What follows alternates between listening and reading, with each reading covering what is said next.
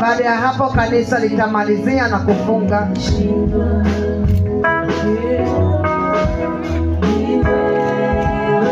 Basi sisi wengine baba mdogo na mama mdogo tuende, wabaki wazaliwa tu na baba. Wengine tuende, wabaki wazaliwa pamoja na baba. Wafunulie waage kwanza.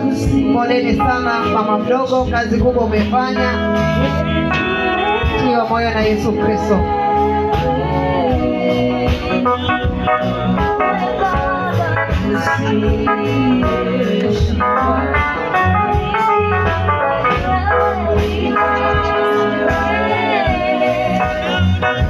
Asante, poleni sana. Mungu atie nguvu.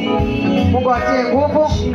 Waliobaki hapa waombolezaji ni baba yetu Mzee Kunga pamoja na watoto wake, wa kiume ni 2 na wa kike ni 3 kama ambavyo tunaona.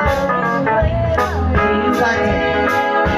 Mungu wa mbinguni awalinde na kuwatunza, asiwapungukie kwa ulinzi wake na baraka zake tele.